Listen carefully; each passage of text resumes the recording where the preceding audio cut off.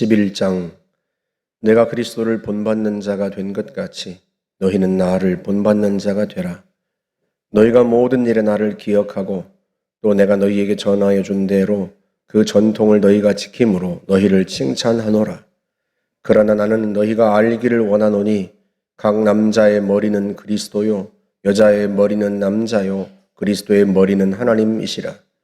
무릇 남자로서 머리에 무엇을 쓰고 기도나 예언을 하는 자는 그 머리를 욕되게 하는 것이요 무릇 여자로서 머리에 쓴 것을 벗고 기도나 예언을 하는 자는 그 머리를 욕되게 하는 것이니 이는 머리를 민 것과 다름이 없음이라.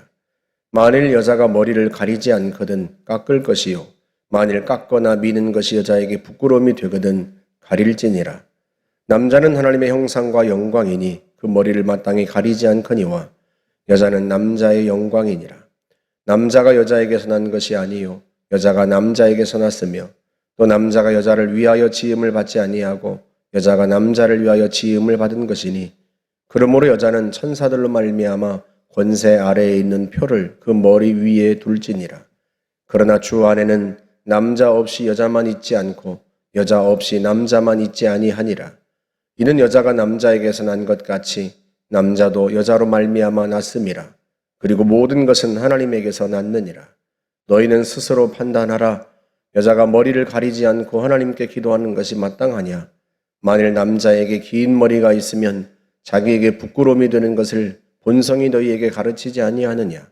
만일 여자가 긴 머리가 있으면 자기에게 영광이 되나니 긴 머리는 가리는 것을 대신하여 주셨기 때문이니라.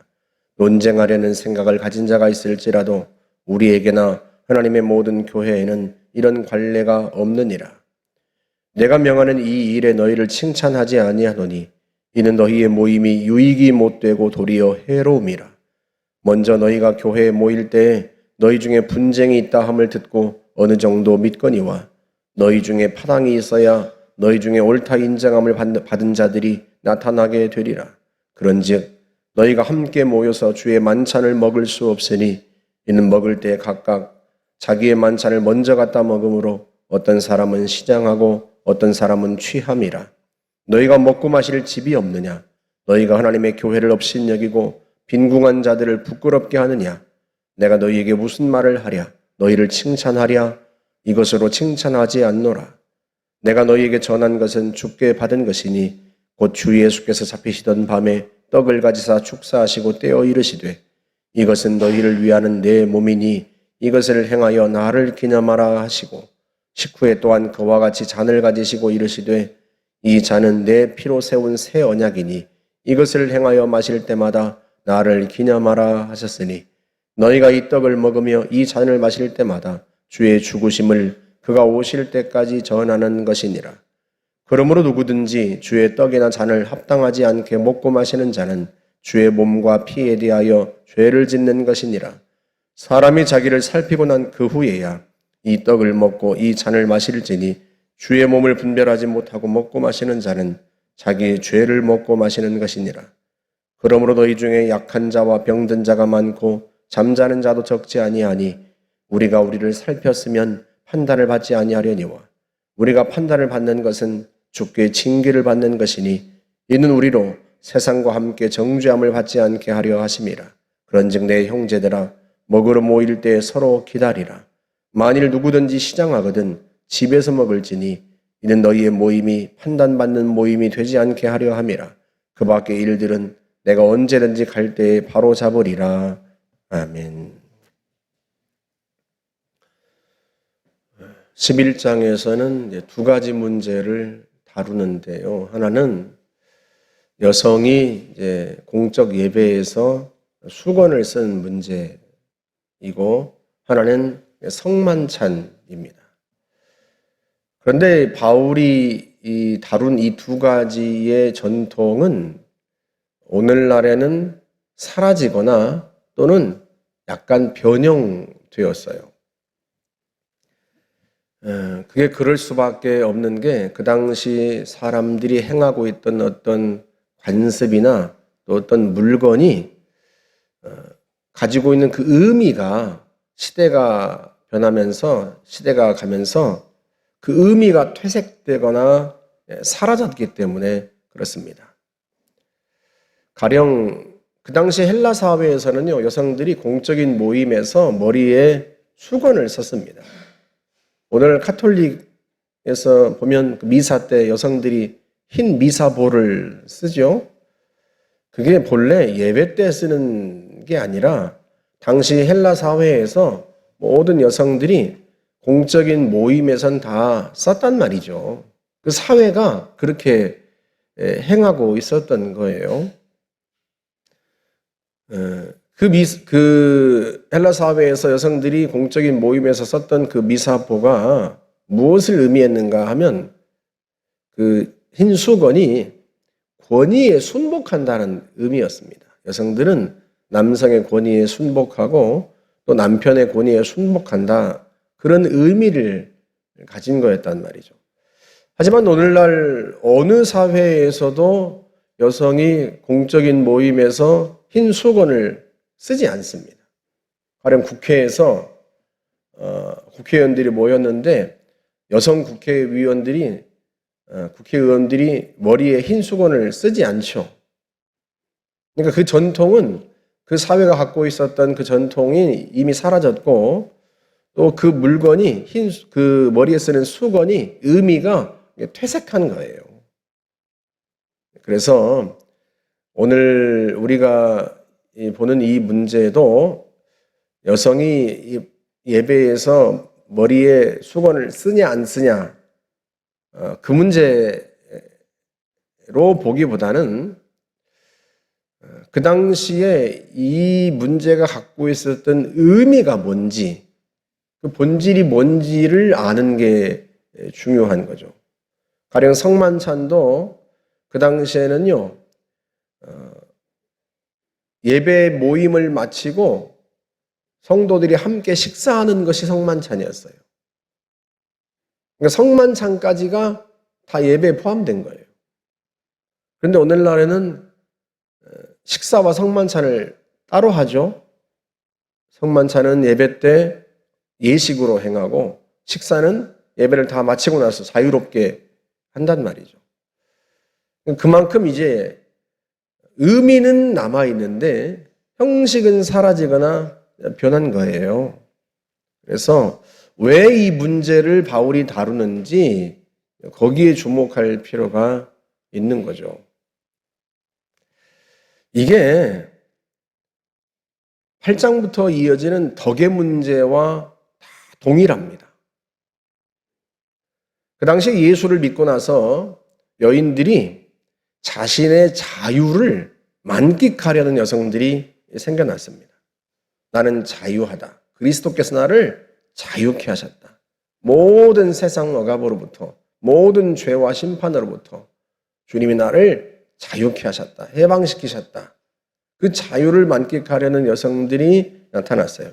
이건 단순히 머리에 수건을 쓰는 문제만이 아니라 고린도전서 12장부터 14장까지 다루는 은사 문제도 동일하게 연결되는 것입니다. 그래서 여성들이요 예배 때 머리에 수건을 쓰지 않는 거죠. 왜? 이게 일반 사회에서 적용되는 것이지 교회에서 이게 무슨 의미가 있느냐.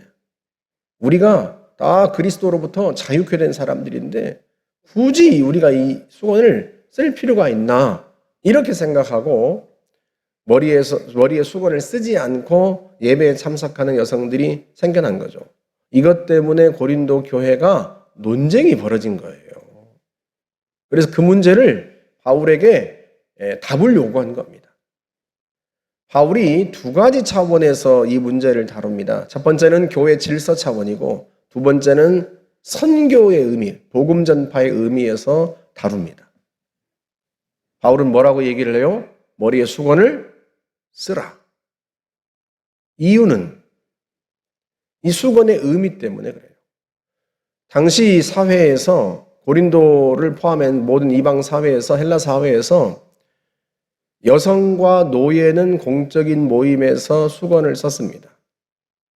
그게 순복의 의미라고 말씀을 드렸죠. 노예는 주인에게 순복한다는 의미이고 여성은 남성에게 또는 남편에게 순복한다는 의미로 썼단 말이죠. 머리에 수건을 쓰지 않는 여성은 창녀밖에 없었어요. 머리에 수건을 쓰지 않거나 머리를 밀거나 하는 여성은요, 다 창녀였습니다. 그 당시 사회에서. 그렇지 않은 여성들은 공적인 모임에서는 다 수건을 썼단 말이죠. 그러니 여성들이 예수를 믿고 교회 안에 들어왔는데 보니까 어떤 여성들이 수건을 벗고 있으면 우리가 권위에 순복하지 않아도 되는 것인가? 이렇게 생각하는 사람들이 생겨나지 않겠습니까? 하지만 교회에도 엄연히 질서가 있단 말이죠. 그러니 그 질서에 순복한다는 의미로 여성이 머리에 수건을 써야 한다. 그런 의미이고, 두 번째는요, 교회 밖의 사람들이 너희를 보고 어떻게 생각하겠느냐. 그런 의미예요.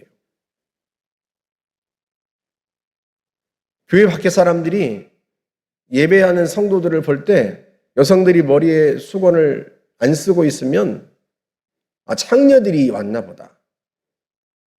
남자들을 유혹하려고 하나 보다. 이런 생각을 하지 않겠냐 말이죠. 그러면 교회 공동체가 성적으로 문란한 공동체로 보일 텐데 그러면 복음이 막히는 거죠. 그래서 이 문제에 대해서 바울이 강력하게 이야기를 하는 것입니다. 교회 질서에 순복한다는 의미에서도 그렇고 교회 복음을 전하는 교회 선교의 차원에서도 그렇고 머리에 수건을 쓰라 하고 이야기를 합니다. 그러니까 이게 덕의 문제예요.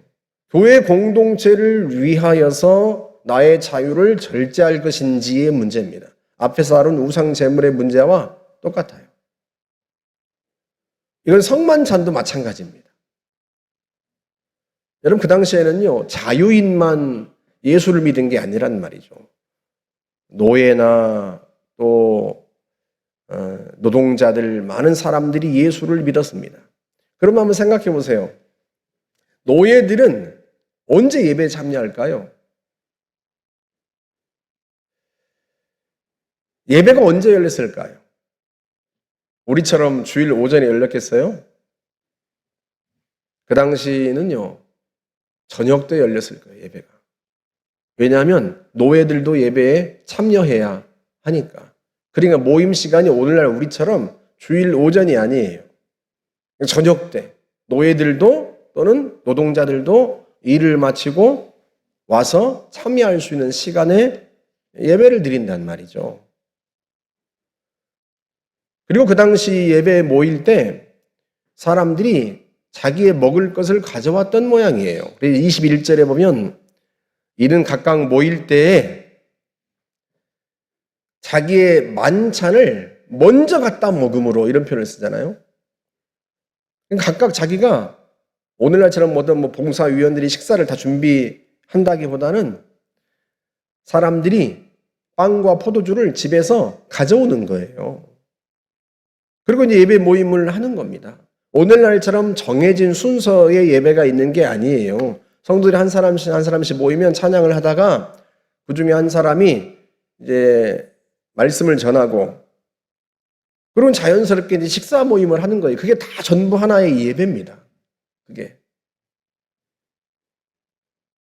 그런데 자유인이나 부자들은 자기가 집에서 마실 것이나 빵과 포도주를 가져올 수 있는데 여러분 노예나 가난한 사람들은 빵과 포도주를 집에서 가져올 수 있겠어요? 가져오지 못하는 사람도 많았을 거예요. 그리고 늦게 참여하는 사람도 많고 왜? 노예는 주인의 허락 없이는 함부로 어디를 갈 수 없잖아요. 더군다나 일을 마치고 가야지 일도 마치지 않은 상태로 어떻게 갈 수 있겠습니까? 그러다 보니까 말씀을 마치고 나서 사람들이 자기가 가져온 빵과 포도주를 먹는 거예요. 여러분 예수님께서 행하셨던 그 만찬, 성만찬이 사실은요 저녁 만찬이란 말이죠. 제자들과 12제자와 마지막 나눈 6월절 만찬입니다. 저녁 식사예요. 그 저녁 식사에서 주님께서 이를 행하여 나를 기념하라 명령하셨기 때문에 교회 공동체가 모일 때마다 함께 빵과 포도주로 식사를 했던 거예요. 근데 먼저 온 사람들은 자기가 가져온 걸 빵과 포도주를 먹고 마시고, 또 어떤 사람은 너무 많이 마셔서 취한 사람도 있고, 근데 어떤 사람은 나중에 와서 더군다나 아무것도 가지고 오지 못하고, 노동자 같은 경우에는 일을 마치고 곧바로 예배 모임에 오다 보면 빈손으로 오지 않겠습니까? 이게 시장한 거예요. 와서 보니까 이미 다른 성도들은 빵과 포도주를 먹고 마시고 심지어 취한 사람도 있고, 근데 자기는 먹을 게 없는 거죠. 그래서 바울이 이들을 꾸짖는 거예요. 너희가 빈궁한 자들을 부끄럽게 하느냐 하고 꾸짖는 겁니다. 성만찬의 의미는 두 가지예요. 주님께서 이것을 행하여 나를 기념하라 하셨을 때 그 의미가 두 가지란 말이죠. 첫째는요, 기억과 감사입니다. 주님이 우리를 위해서 피를 흘리시고 십자가에서 살이 찢기심을 기억하고 주의 죽으심으로 우리를 구원하신 그 은혜에 대한 감사가 첫 번째 의미예요. 우리가 현충일에 국가를 위해서, 나라를 지키기 위해서 목숨을 바친 분들에게 그분들을 기억하고 또 그분들에게 감사하잖아요. 그게 현충일이 갖고 있는 의미잖아요. 똑같이 만찬도 첫 번째 의미가 바로 그겁니다. 기억하고 감사하는 것. 주의 죽으심을 기억하고 감사하는 것. 두 번째 의미는요, 26절에서 말씀하죠. 너희가 이 떡을 먹으며 이 잔을 마실 때마다 주의 죽으심을 그가 오실 때까지 전하는 것이라. 기억하고 감사하는 데 머무르지 않고 주님의 십자가와 부활의 복음을 전하는 것, 전하기로 결단하고 각오하는 것, 그게 두 번째 가진 의미입니다. 그런데 주님의 죽으심을 기억하고 감사하고 또 주님의 십자가의 복음을 전해야 되는 그 자리에서 빈부의 차별이 생기고, 어떤 사람은 취하고 어떤 사람은 시장하고, 교회가 분열되고 그것 때문에 분쟁이 일어나면 이 얼마나 부끄러운 일이에요. 그래서 기다리라는 거예요. 가난한 사람이, 또 노동자들이, 다른 사람들이 올 때까지 기다려라. 배가 고프면 집에서 먹어라. 왜 교회에 와서 교회를 부끄럽게 하느냐, 성도들을. 그렇게 책망하고 꾸짖는 겁니다. 이 문제들이 아마, 이 문제가 쉽게 금방 해결되었던 것 같지가 않아요. 그래서 성만찬이 변화됩니다. 어떻게 변화돼요? 두 개로 갈라지는 거죠. 하나는 예배 중에서 행하는 의식으로서의 성만찬으로, 또 하나는 예배 후에 자유롭게 성도들이 식사하는 것으로. 본래는 이게 두 개가 다 합해 있었어요. 성만찬 자체가 만찬이에요. 글자 그대로 저녁 식사입니다. 주님의 죽으심을 기억하고 감사하면서 그 죽으심을 전하는 마음을 먹는 그런, 주님 말씀하신 대로 기념하는 하나의 예배 예식이었단 말이죠. 그 식사가 전체가 다. 그런데 그거를 의미와 형식을 나눈 거예요. 의미는 여전히 예배 중에 남겨두고 성만찬을 나눔으로써, 간단하게 예식으로 나눔으로써 주님의 죽으심을 기억하고 감사하고 또 주님의 십자가를 전하는 결단을 하고, 이렇게 해서 주님이 가르치신 의미는 남겨두고 형식은 예배가 다 마친 후에, 공적인 모임이 다 마친 후에 자유롭게 식사하도록 바뀐 거죠. 이걸 초대교회가 나중에 이걸 애찬이라고 불렀어요. 성찬과 애찬으로 나뉜 거예요. 거룩한 만찬과 서로 사랑하며 교제하는 만찬으로 형식을 나눈 겁니다. 오늘날 교회들이요, 성만찬의 예식은 교회 예배 중에 엄중히 행하고 그 이후에 자유롭게 성도들이 함께 식사를 합니다. 이것도 역시 덕의 문제예요. 만약에 교회를 생각하고 가난한 성도들을 생각했다면 그런 식으로 행동하지 않았을 거예요. 그런데 이들이 자기의 자유로 내가 자유하니 내가 하고 싶은 대로 한다 이런 식이에요. 결국 그것이 가난한 성도들에게 상처를 주고 교회를 분열시키는 결과로 나타나는 거죠. 덕이 모자란 거예요, 한마디로. 그래서 여러분 이게 11장도 성도가 가진 자유와 덕의 문제입니다. 여러분 은사 문제도 똑같아요. 주님께서 바울을 통해서 고린도전서 12장 27절에서 말씀을 합니다. 너희는 그리스도의 몸이요. 교회는 그리스도의 몸이요. 너희는 각 지체다. 그러니까 교회가 그리스도의 몸이고 우리가 그 몸의 각 지체라면 여러분 각 지체는 몸을 위해 존재하죠. 손이 몸을 위해서 존재하지 않습니까? 손이 자기 혼자 따로 떨어져서 혼자 사는 게 있을 수가 있겠어요?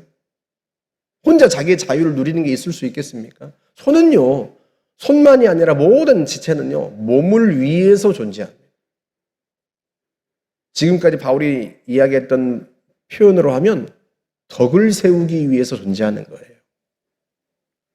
그런데 일부 성도들이 자신의 자유를 만끽하겠다고 성도들에게 덕을 끼치지 않고 오히려 교회를 어렵게 만드는 일들이 일어나니까 이런 문제를 다룰 수밖에 없었던 거죠.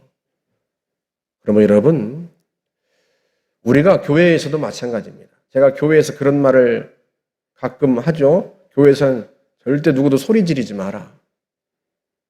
제가 우스갯소리처럼 소리 지르는 사람 우리 교회 못 다닌다. 그렇게 말하는 건 다른 이유 때문이 아니에요. 소리 지를 자유가 있죠. 내가 교회에서 성낼 자유가 있죠. 그러나 그 자유 때문에 누군가가 상처를 입고 교회가 어렵게 되면 어지러워지면 되겠냐 말이죠. 덕이 모자란 거예요.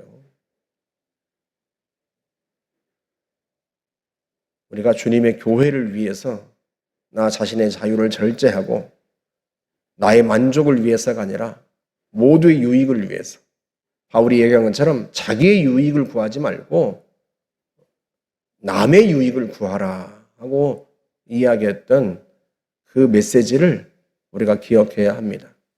저와 여러분들이 교회 공동체에서 덕을 세우는 그런 성도 되시기를 주의 이름으로 축복합니다. 함께 기도하겠습니다. 좋으신 하나님 아버지, 우리 자신의 유익과 자신의 만족을 위해서가 아니라 교회 공동체의 덕을 위해서 다른 성도들을 세우는 그런 삶을 살아갈 수 있도록 하나님 저희를 도우시고 우리가 다른 사람을 유익하게 하는 성숙한 성도가 되어갈 수 있도록 성령께서 우리를 이끄시고 인도하여 주옵소서. 감사드리며 예수님의 이름으로 기도하옵나이다. 아멘.